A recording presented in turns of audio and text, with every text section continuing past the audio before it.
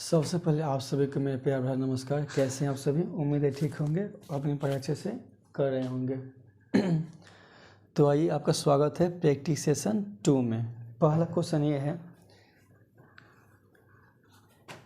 If 3 numbers are added in pairs. कह रहा है कि अगर 3 संख्याओं को पेयर्स में जोड़ा जाता है, वो भी कंजिक्यूटिव पेयर है, कंजिक्यूटिव पेयर्स में उसको ऐड करते हैं तो जो रिजल्ट आता है, जो उनका योग आता है, ठीक है, योग मतलब जोड़ होता है, जो उनका योग होता है वो 10, 19 और 21 के बराबर होता है। क्वेश्चन समझ में आ गया होगा कि 3 संख्या है और तीनों को कंजिक्यूटिव यानी तीनों को पेयर्स में ऐड करते हैं। पेयर्स में ऐड करने पर पहला रिजल्ट 10, उसके बाद 19 और 21। तो हम लेट कर लेंगे कि 3 संख्या मेरे पास x, y, z है, ठीक है, x, y और z 3 संख्या हम लेट कर ली कि x, y, z है। अब क्या बोल रहा है कि तीनों का जो पेयर्स का सम है, पेयर बनाइए। कैसे बनेगा? पहला पेयर क्या बनेगा? x प्लस y, कितना आएगा? 10। सेकेंड y प्लस z, कितना आएगा? 19। और तीसरा क्या बनेगा? z प्लस x, कितना जाएगा? 21। इसको आप ऐड कीजिएगा ना तो कितना हो जाएगा? x 2x, फिर y 2y, फिर 2z, ये कितना जाएगा? 50। ठीक है, यहाँ से क्या होगा कि तीनों में 2 है तो 2 कॉमन ले लेंगे तो क्या आ जाएगा? x plus Y plus Z equal to 50। तो यहाँ से क्या हो जाएगा? कट जाएगा। इसका मतलब यह हुआ कि x plus Y plus Z का वैल्यू कितना आ गया? 25। यानी तीनों का जोड़ कितना आना चाहिए? 25 आना चाहिए। अगर तीनों संख्या निकालना होगा तो कैसे निकालिएगा? अगर बता दें, बोल दे क्वेश्चन में कि तीनों संख्या फाइंड कीजिए, यानी x भी बताइए, y भी बताइए और z भी बताइए। चलिए ठीक है। x निकालना है ना, तो x को कैसे निकालेंगे? x को निकालने के लिए अगर x यहाँ पर है तो 25 में से हम y प्लस z घटा देंगे तो क्या निकल जाएगा हमारा? x के भी निकल जाएगा ना। ये दोनों हमको x का वैल्यू चाहिए, तो ये क्या है? प्लस y, इधर आएगा तो माइनस y। ये क्या है? प्लस z, उधर आएगा तो माइनस z हो जाएगा। ठीक है, तो x इक्वल टू, दोनों माइनस है तो माइनस कॉमन ले लीजिए, ठीक है, y प्लस z बचेगा। अगर x आपको निकालना है तो क्या करना पड़ेगा कि y प्लस z को जोड़ के घटाना पड़ेगा। तो y प्लस z कितना आया है? 19। तो 25 में से 19 गया तो कितना बच गया? 6। इसी तरीक़ा से अगर आपको z निकालना हो, सॉरी y निकालना हो, तो क्या कीजिएगा? 25, ये प्लस y है, सॉरी प्लस x है तो माइनस x, प्लस z है तो माइनस z। ठीक है। तो y बराबर कितना हो जाएगा? 25, दोनों माइनस ले लेंगे कॉमन तो x प्लस z। इसका मतलब यह हुआ कि x प्लस z का मान कितना है? 21। तो ये कितना आ जाएगा? 4। दोनों को ऐड कीजिए, कितना आ जाएगा? 6 4 10। और तीनों को जोड़ने पर कितना चाहिए? 25। इसका मतलब z का वैल्यू कितना चाहिए? 15। 10 में हम क्या जोड़ देंगे? 25 आ जाएगा 15। तो इस तरीके से आप x, y, z तीनों का अलग अलग मान निकाल सकते हैं। अगला क्वेश्चन है ये, if selling price is doubled the profit triples, find the profit percent. कह रहा है कि अगर सेलिंग प्राइस को डबल किया जाता है, डबल किया गया है, ठीक है, तो क्या हो रहा है? प्रॉफिट क्या हो रहा है? ट्रिपल्स हो जा रहा है।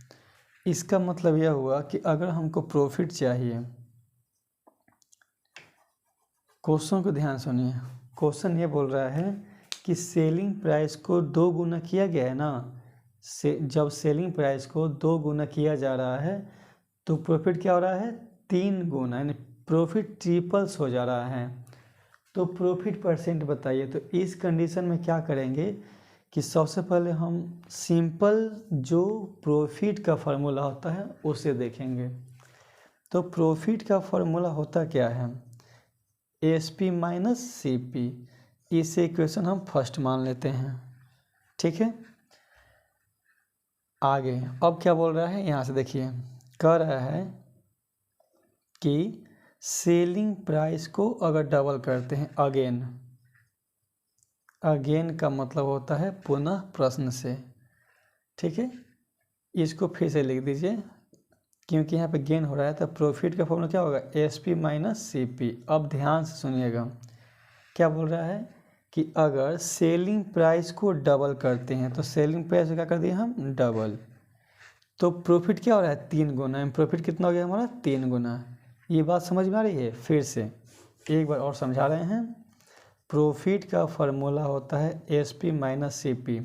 इसको हम फर्स्ट कंडीशन माने हुए हैं, ये है सेकेंड कंडीशन।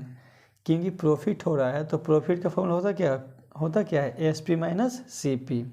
तो कह क्या रहा है कि सेलिंग प्राइस को डबल करते हैं, हो गया डबल, तो प्रॉफिट क्या हो रहा है, 3 गुना, ठीक है। बात समझ में आ गया, कोई दिक्कत। अब यहाँ से क्या करेंगे, इसे मान लेंगे इक्वेशन सेकेंड। अब करेंगे क्या कि इक्वेशन सेकेंड में से फर्स्ट को घटाएंगे। तो फर्स्ट इक्वेशन सेकेंड क्या है, 3p equal to twice of S P minus C P. First क्या है, प्रॉफिट बराबर S P minus C P. Sign change कीजिए, क्या जाएगा, प्लस, प्लस है तो माइनस, प्लस है तो माइनस। ये तो ख़त्म हो गया।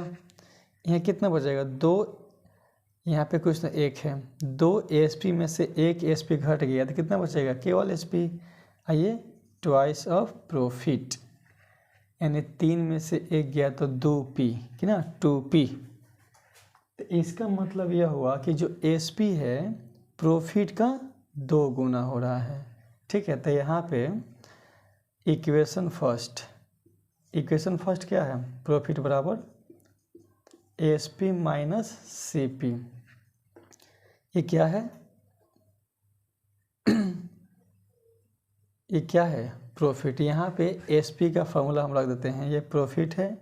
एस पी क्या है, एस पी का वैल्यू कितना है, 2p माइनस सी पी। पता नहीं दिखाई दे कि नहीं दिखाई दे रहा है, तो एक तरफ कर लीजिए।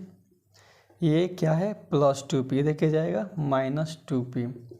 ये क्या है हमारा, माइनस सी पी। तो कितना हो जाएगा, माइनस पी बराबर minus C P, minus minus cut गया। इसका मतलब यह हुआ कि प्रॉफिट और सी पी दोनों के दोनों क्या है, बराबर हैं। यानी प्रॉफिट के जगह पे हम सी पी लिख सकते हैं, कोई दिक्कत नहीं है। तो निकालना है प्रॉफिट परसेंट। तो प्रॉफिट परसेंट का फार्मूला होता है profit by C P into 100। तो प्रॉफिट कितना है, पी, और सी पी किसके बराबर है, प्रॉफिट के बराबर है। यानी प्रॉफिट को भी पी लिख सकते हैं हम, सॉरी सी पी को भी हम पी लिख सकते हैं, और गुना में 100, तो कट गया। नहीं तो आप ऐसे कर लीजिए, प्रॉफिट बराबर क्या लिख सकते हैं, सी पी लिख सकते हैं। अब बटे में क्या है, सी पी इंटू में 100, सी पी कैंसिल हो गया, तो क्या गया हमारा 100%। यानी रिजल्ट जो होगा वो क्या होगा हमारा, 100% होगा, ठीक है। यहाँ प्रॉफिट कितना होगा, 100%, ठीक है। एक और क्वेश्चन है जो बहुत बच्चों को दिक्कत दे रहा है, वो क्वेश्चन आपका है एलसीएम और एचसीएफ। तो उस तरीके के क्वेश्चन को मैं थ्योरी बता दे रहा हूँ, आपको समझ में आ जाएगी, कोई दिक्कत नहीं होगी। पहले इसे इरेज कर लेते हैं खूब बढ़िया से।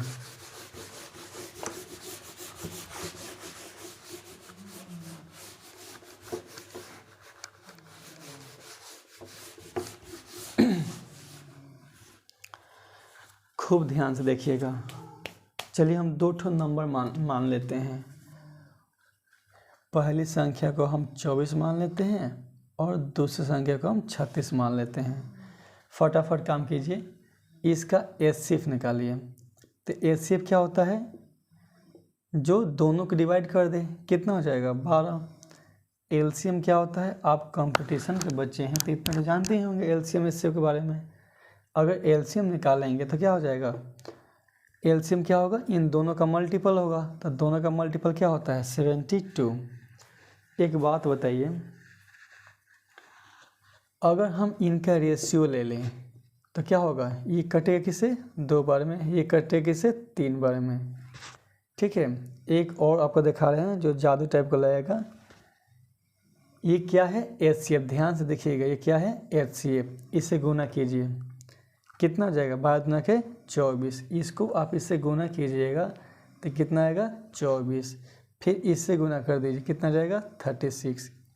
इसका मतलब ये होता है कि अगर संख्या कोई ए है, इस संख्या कोई बी है, अगर इनके साथ अगर एचसीएफ को हम मल्टीपल कर देते हैं बारी बारी से, ये संख्या ए है, ये बी है, इनके साथ हम एचसीएफ से अगर गुना कर देते हैं बारी बारी से, तो हमको नंबर मिल जाएगा, वो रियल नंबर मिल जाएगा जो हमको चाहिए।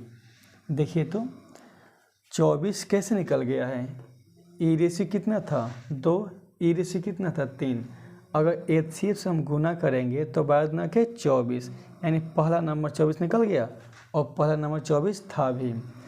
ये कितना है 3, तो 12 को अगर 3 से गुना कितना आ जाएगा 36 आ जाएगा।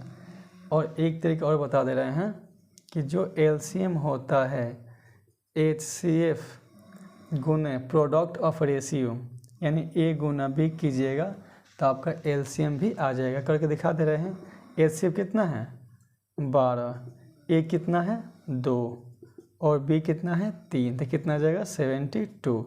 तो ये रहा आपका एलसीएम का फार्मूला, और ये रहा आपका डायरेक्ट एचसीएफ से। अगर एचसीएफ दिया रहेगा, 2 संख्या के रेशियो भी दिया रहेगा, तो वो नंबर्स निकल सकते हैं। ठीक है, बाकी इसके आगे के क्वेश्चन हम कल समझाएंगे इस पर। तब तक के लिए थैंक यू, जय हिंद।